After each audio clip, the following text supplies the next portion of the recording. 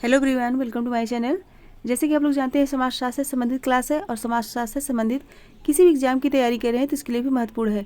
जैसे कि Bihar state, UP PGT, Bihar PGT, DSSB, GIC या कोई अन्य। तो जो बच्चे इस चैनल पर नए हैं, प्लीज़ चैनल को सब्सक्राइब कर लीजिएगा और ज़्यादा से ज़्यादा संख्या में शेयर कीजिए और पसंद आए तो लाइक कीजिए। आई होप ये क्लास जरूर पसंद आएगी। तो चलिए देर न करते हुए आज की क्लास स्टार्ट करते हैं।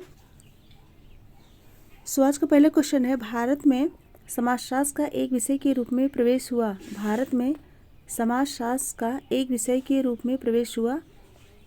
ऑप्शन है फ्रांसीसी क्रांति के बाद, औद्योगिक क्रांति के बाद, प्रथम विश्व युद्ध के बाद, द्वितीय विश्व युद्ध के बाद। सो राइट आंसर दीजिए क्वेश्चन नंबर 1। इसमें राइट होगा ऑप्शन सी, प्रथम विश्व युद्ध के बाद। प्रथम विश्व युद्ध के पश्चात सन 1919, कब? सन 1919 में बम्बई विश्वविद्यालय में ब्रिटिश समाजशास्त्री पैट्रिक गिट्स की अध्यक्षता में पृथक समाजशास्त्र विभाग की स्थापना हुई।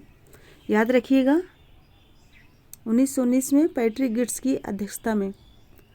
क्वेश्चन नंबर 2, भारत में समाजशास्त्री चिंतन की आरंभिक अवस्थाओं में निम्नांकित में से किसे राष्ट्रवादी समाजशास्त्री के रूप में पहचाना जाने लगा? भारत में समाजशास्त्री चिंतन की आरंभिक अवस्थाओं में निम्नांकित में से किसे राष्ट्रवादी समाजशास्त्री के रूप में पहचाना जाने लगा? ऑप्शन है महर्षि अरविंद, राधा कमल मुखर्जी, विनय कुमार सरकार, KM. Kapadia. Question number 2 right answer दीजिए। सो राइट होगा ऑप्शन सी, विनय कुमार सरकार। विनय कुमार सरकार भारत के लिए एक पृथक समाजशास्त्र चाहते थे।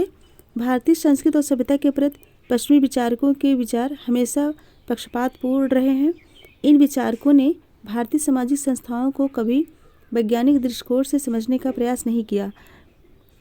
अपने स्पष्ट विचारों के कारण अनेक विद्वान विनय कुमार सरकार को राष्ट्रवादी समाजशास्त्री के रूप में संबोधित करते हैं। सो ऑप्शन सी करेक्ट होगा। नेक्स्ट क्वेश्चन है, समाजशास्त्र की जो शाखा ज्ञान का उपयोग व्यवहारिक उद्देश्यों को पूरा करने पर बल देती है उसका नाम है।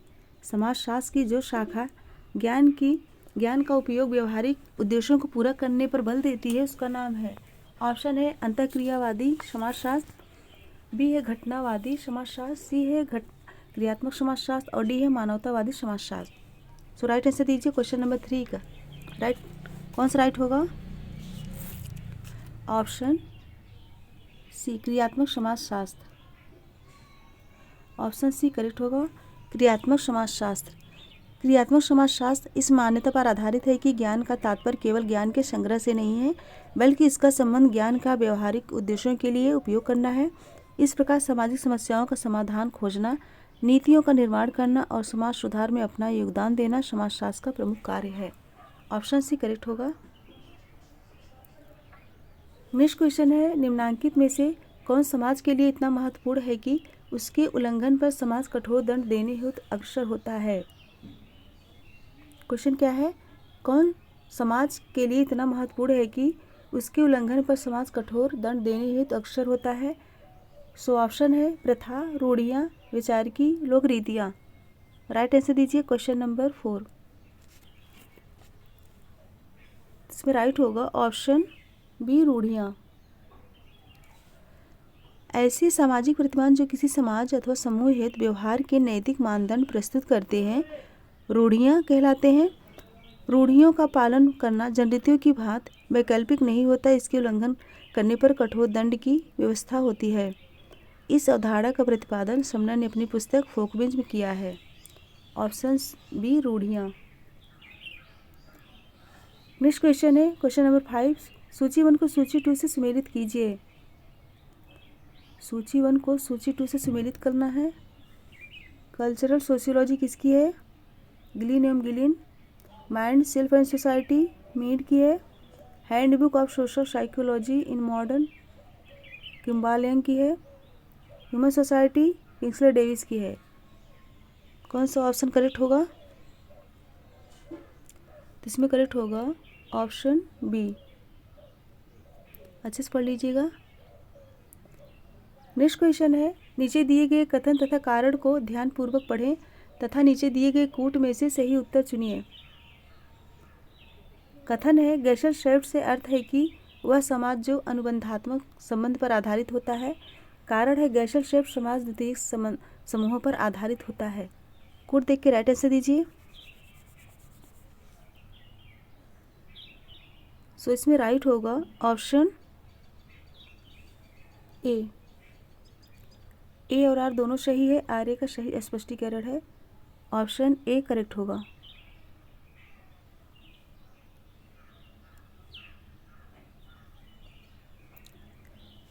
नेक्स्ट क्वेश्चन है सूची 1 को सूची 2 से सुमेलित कीजिए।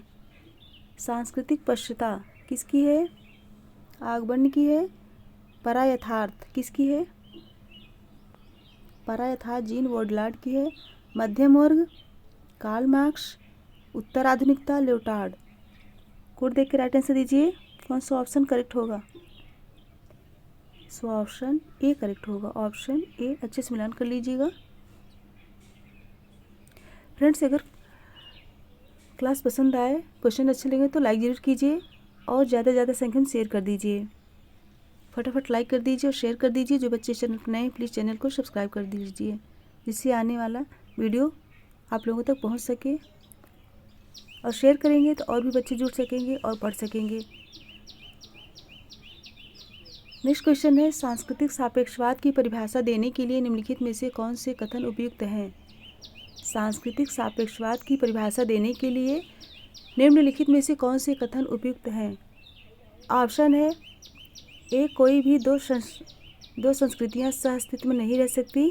बी है संस्कृत का संवर्धन शून्य में नहीं हो सकता। सी है एक संस्कृत का अध्ययन दूसरी संस्कृत के अध्ययन में ही होता है। डी है संस्कृत का अध्ययन उसकी अस्तित्व के संदर्भ में ही होता है। नीचे दिए गए कूट से सही उत्तर का चयन कीजिए। कौन सा करेक्ट होगा? Option B. एक संस्कृत का अध्ययन दूसरी संस्कृत के संदर्भ में ही होता है। संस्कृत का अध्ययन उसकी अस्तित्व के संदर्भ में ही होता है। ऑप्शन बी करेक्ट होगा।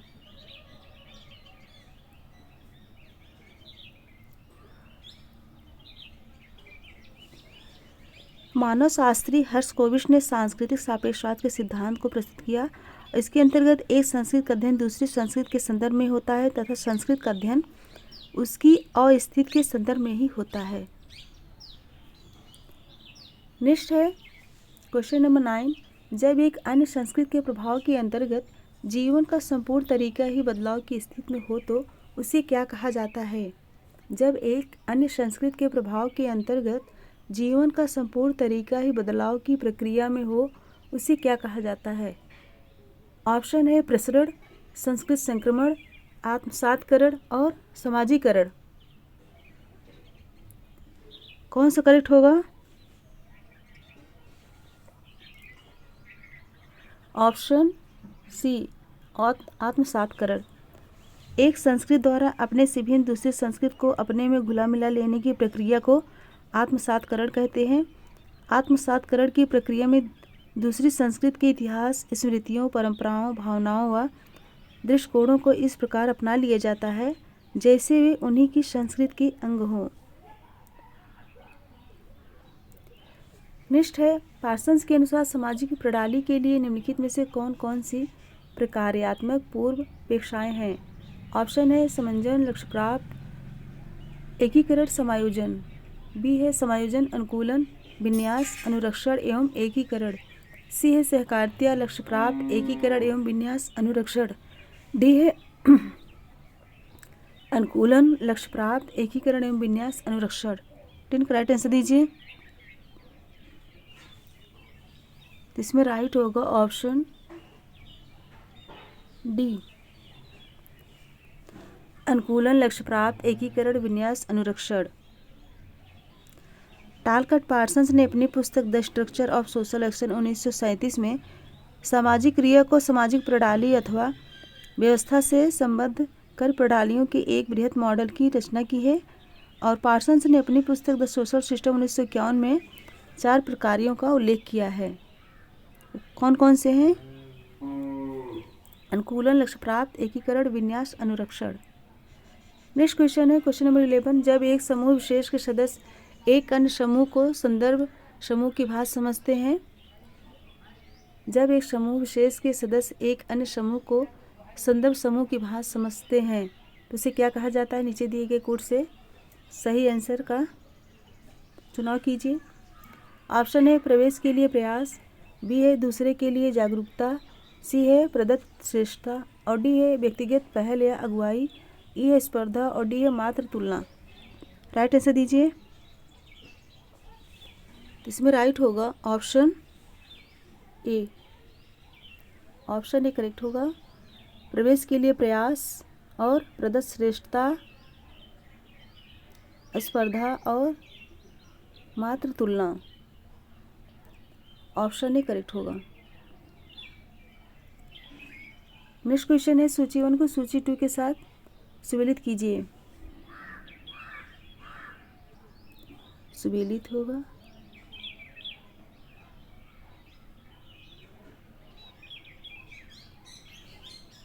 स्वैच्छिक एवं अनैच्छिक, यह किसकी अवधारणा है? स्वैच्छिक एवं अनैच्छिक, यह जो है सैंडरसन की है। और जननिक एवं सामूहिक समूह, जननिक एवं सामूहिक समूह गिडिंस की है। और प्राथमिक और गौड़ समूह कूले की है। अंतःसमुह समूह समनर की है। कौन सा कोड राइट होगा? कोड देख के राइट आंसर दीजिए। कौन सा ऑप्शन राइट होगा? Option B. Option B correct होगा। अच्छे से मिलान कर लीजिएगा। Question number 13। कूले के अनुसार निम्नलिखित में से कौन कौन से प्राथमिक समूह के लक्षण हैं? कूले के अनुसार निम्नलिखित में से कौन से प्राथमिक समूह के लक्षण है? समायोजन, न्यायोजित, समानता, विचार प्रकट करने की स्वतंत्रता, विचार प्रकट करने की स्वतंत्रता, ईर्ष्या, त्याग करने की तत्परता। 2 बार एक ऑप्शन आ गया है।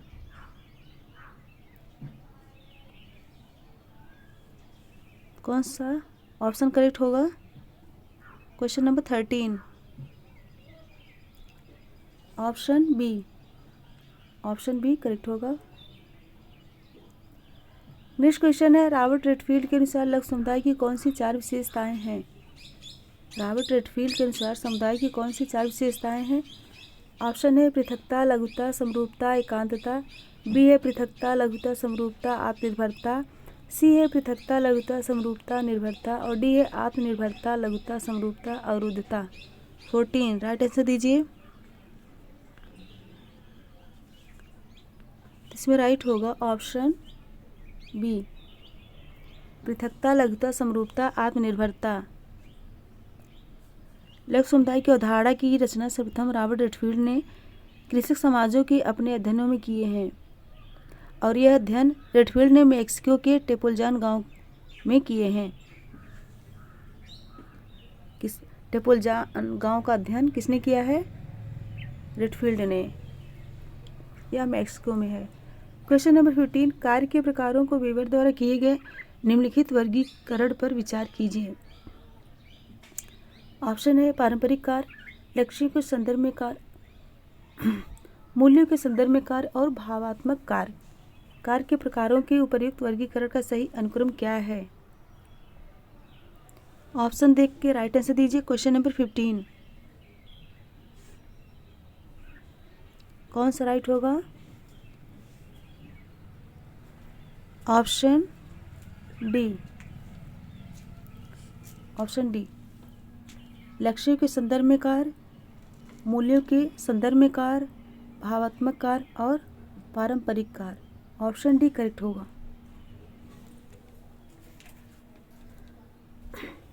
नेक्स्ट है निम्नलिखित में से कौन सा एक कथन सही है? कौन सा एक कथन सही है? ऑप्शन है एक समान नैतिकता में दृढ़ विश्वास, बी है समान नैतिकता का अभाव, सी है सामंतवादी मानसिकता, डी आदिम प्रकार की संस्कृति। 16 का राइट आंसर दीजिए।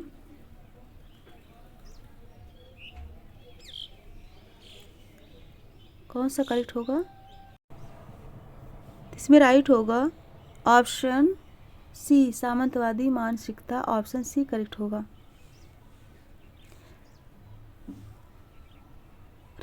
अरे सॉरी, पूछा गया कौन सा एक कथन सही है, इसमें राइट होगा ऑप्शन ए। करेक्ट कर लीजिए, ऑप्शन ए सही है। एक समान नैतिकता में दृढ़ विश्वास, ऑप्शन ए करेक्ट होगा। नेक्स्ट क्वेश्चन है, निम्नलिखित में से कौन सा एक सामाजिक संरचना को सही रूप से परिभाषित करता है? कौन सा सामाजिक संरचना को सही रूप से परिभाषित करता है? ऑप्शन है ए व्यवहार विन्यास के एक विशेष रूप को सामाजिक रूप से दिए गए अर्थ, बी है समाज के तत्वों के बीच अस्थायी सुव्यवस्थित और विन्यासित संबंध, सी है समाज सामाजिक दृष्टिकोण महत्वाकांक्षाओं और व्यवसायों वाले व्यक्तियों का एक समूह, डी है विभिन्न संस्कृतियों के बीच साझे व्यवहारगत विन्यासों का समूह। राइट आंसर दीजिए। इसमें राइट होगा ऑप्शन बी, समाज के तत्वों के बीच अस्थायी सुव्यवस्थित और विन्यासित संबंध, ऑप्शन बी करेक्ट होगा। सामाजिक संरचना की अवधारणा का उल्लेख सर्वप्रथम हर्बर्ट स्पेंसर ने अपनी पुस्तक प्रिंसिपल्स ऑफ सोशियोलॉजी में किया। सामाजिक संरचना में समाज के तत्वों के बीच अस्थायी सुव्यवस्थित और विन्यासित संबंध होता है, ऑप्शन बी करेक्ट होगा। नेक्स्ट क्वेश्चन है, ऐसी अभिवृत्ति को क्या कहते हैं जिसमें अपनी संस्कृति के प्रतिमान तथा मूल्यों को मानक की तरह प्रयुक्त कर उसकी तुलना में दूसरों की कृतियों को आंका जाता है? ऐसी अभिवृत्ति को क्या कहते हैं जिसमें अपनी संस्कृति के प्रतिमान तथा मूल्यों को मानक की तरह प्रयुक्त कर उसकी तुलना में दूसरों की कृतियों को आंका जाता है? ऑप्शन है सापेक्षवाद, प्रजातिवाद, जात केंद्रितवाद या दर्प या अहंकार। 80 क्वेश्चन नंबर 18 राइट आंसर दीजिए। सो राइट होगा ऑप्शन सी निर्जात केंद्रितवाद।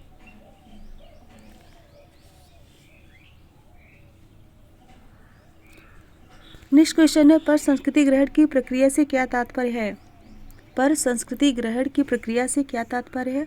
ऑप्शन है एक सामाजिक संस्था का दूसरी सामाजिक संस्था में आत्मसातकरण जिससे सामाजिक संरचना में रूपांतरण होता है, बी है संस्कृत की एक समूह का दूसरे समूह में आत्मसातकरण जिससे संस्कृत में रूपांतरण होता है और इसलिए समूह की पहचान बदलती है, सी है एक राष्ट्र राज्य का दूसरे राष्ट्र राज्य में आत्मसातकरण जिससे राष्ट्रीय सीमाएं रूपांतरित हो जाती हैं, डी है अनेक एकल परिवारों का एक संयुक्त परिवार के साथ आत्मसातकरण।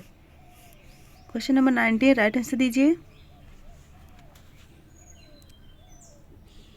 इसमें राइट होगा ऑप्शन कौन सा? बी। संस्कृत के एक समूह का दूसरे समूह में आत्मसातकरण जिससे संस्कृत में रूपांतरण होता है और इसलिए समूह की पहचान बदलती है, ऑप्शन बी करेक्ट होगा। नेक्स्ट क्वेश्चन है, औद्योगिक समाज के बारे में निम्नलिखित लक्षणों पर विचार कीजिए, इनमें से कौन से लक्षण सही है, कूट में से चयन कीजिए। औद्योगिक समाज के बारे में निम्नलिखित लक्षणों पर विचार कीजिए। ऑप्शन है उत्पादन वितरण विनिमय की नई प्रणाली, बी है उत्कृष्ट श्रम विभाजन विशिष्टीकरण और खंडित भूमिकाएं, सी है अनुबंध से प्रदत्त परिस्थिति की ओर बढ़ने की प्रवृत्ति और डी है व्यक्तिवादिता और वैयक्तिकता को प्रोत्साहन। 20 राइट आंसर दीजिए।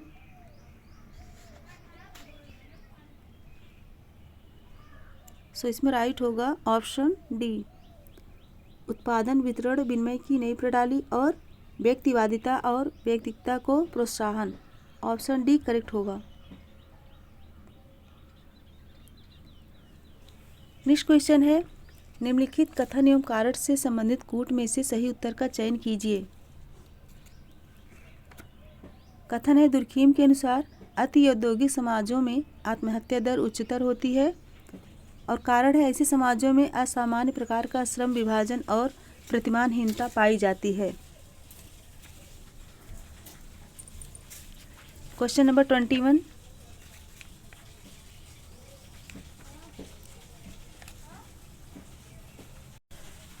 कौन सा राइट होगा? ऑप्शन ए करेक्ट होगा, ऑप्शन ए तथा आर दोनों सत्य है और आर ए का सही स्पष्टीकरण है। ऑप्शन ए करेक्ट होगा। नेक्स्ट क्वेश्चन है क्वेश्चन नंबर 22। पूंजीगत समाजों में विभाजन का प्रतिरूप किस कारण है? पूंजीगत समाजों में विभाजन का प्रतिरूप किस कारण है? ऑप्शन है ए उत्पादन के साधनों से कामगारों का अलगाव, बी है अतिरिक्त मूल्य पैदा करने की इसकी क्षमता, सी है श्रमवार की स्थितियाँ, डी है प्रतिरोधी वर्ग संघर्ष। 22 राइट आंसर दीजिए। सो इसमें कौन सा राइट होगा? ऑप्शन ए उत्पादन के साधनों से कामगारों का अलगाव, ऑप्शन ए करेक्ट होगा। विभाजन या अलगाव व्यक्ति की एक ऐसी सामाजिक मनोवैज्ञानिक स्थिति है जिसमें व्यक्ति का उसके सामाजिक अस्तित्व के मुख्य पक्षों से विसरण हो जाता है। अलगाव को सर्वप्रथम कार्ल मार्क्स ने समाजशास्त्री सिद्धांत की एक प्रमुख अवधारणा के रूप में प्रतिस्थापित किया। पूंजीगत समाजों में कामगारों का उत्पादन के साधनों से अलगाव हो जाता है, ऑप्शन ए करेक्ट होगा। नेक्स्ट क्वेश्चन है नीचे दिए गए राज्यों की उनकी गहरी जनसंख्या की प्रतिशतता के ह्रासमान क्रम में जनगणना 2001 के अनुसार कौन सा सही अनुक्रम है? नीचे दिए गए राज्यों की उनकी गहरी जनसंख्या की प्रतिशतता के ह्रासमान क्रम में जनगणना 2001 के अनुसार कौन सा सही अनुक्रम है? ऑप्शन है मिजोरम, आंध्र प्रदेश, कर्नाटक, महाराष्ट्र, बी है कर्नाटक, महाराष्ट्र, मिजोरम, आंध्र प्रदेश, सी है मिजोरम, महाराष्ट्र, कर्नाटक, आंध्र प्रदेश, डी है कर्नाटक, आंध्र प्रदेश, मिजोरम, महाराष्ट्र। 23 राइट आंसर दीजिए।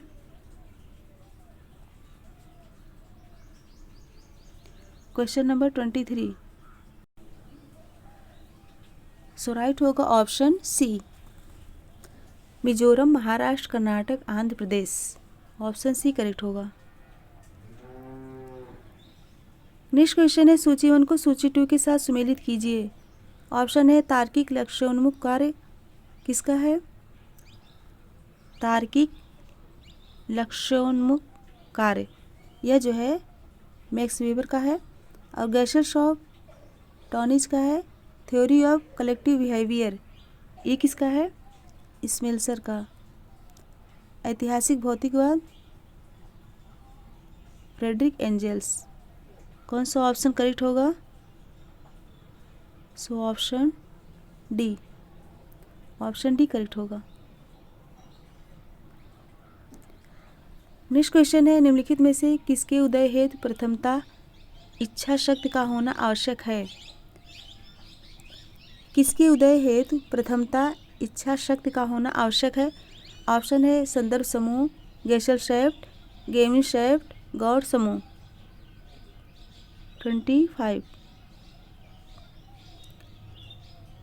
सो राइट होगा ऑप्शन ए संदर्भ समूह।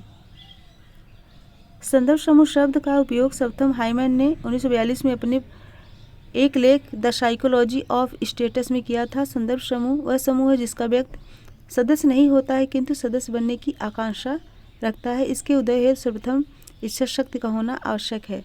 सो ऑप्शन ए करेक्ट होगा। फ्रेंड्स 25 क्वेश्चन कंप्लीट हुए।